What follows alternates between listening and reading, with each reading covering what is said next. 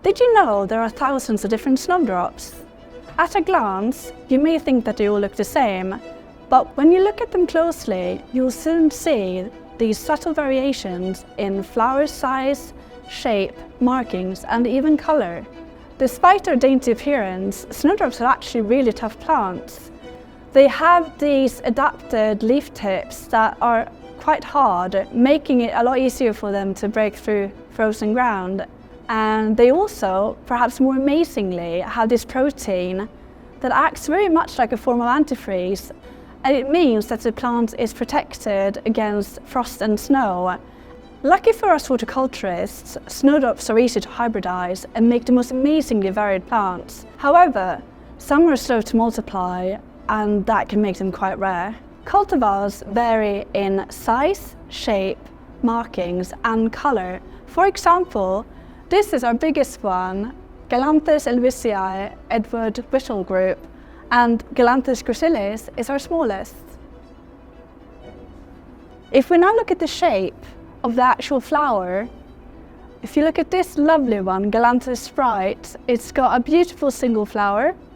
So you have these three bigger tepals, the outer tepals, that open up on a lovely sunny day, and they're sort of like welcoming pollinators saying, you know, come pollinate me. But on a cloudy day, they're not expecting pollinators, so that's why they remain closed. And next, we have this lovely double flower, one of my favorites in the collection. It's called Galanthus Lady Beatrix Stanley, and she really does look like a lady. She's got this lovely, almost like a skirt, that's all like full of these lovely inner tepals, and there's some green markings in there as well. And then on a sunny day she'll open up and you can just see her in her full glory. Another variation in snowdrops are the green markings. For example, looking at this one, Galanthus elwesii Green Eyes, you can actually see that the green markings look a little bit like a face with two eyes, which I think is just lovely.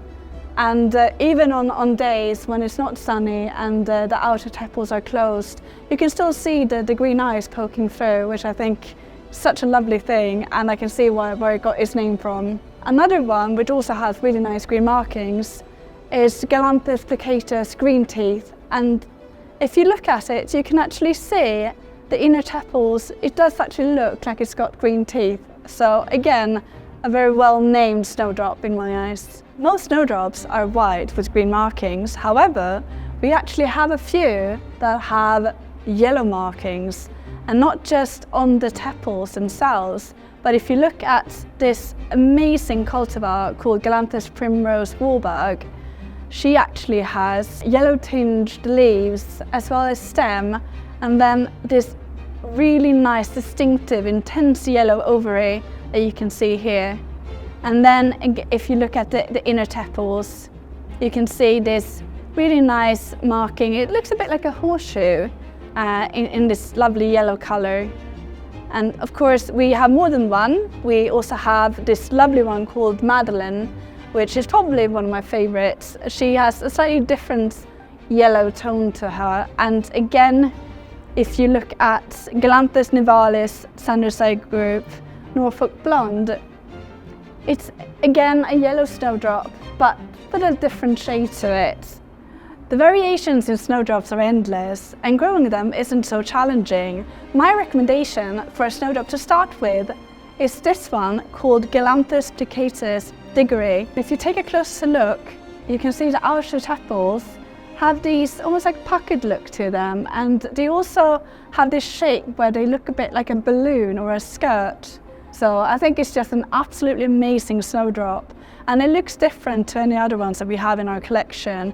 I also see these lovely green markings that cover most of the inner tepals.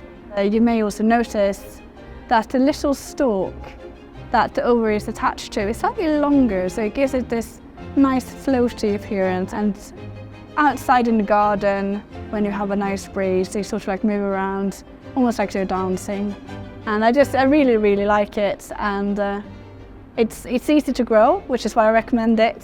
And it has an AGM, so it means it's been trialed in the garden, and it means that it did really well and is a good doer in the garden. So why not start exploring this wonderfully detailed world of snowdrops, or just visit RHS and learn more about them and choose your favourite.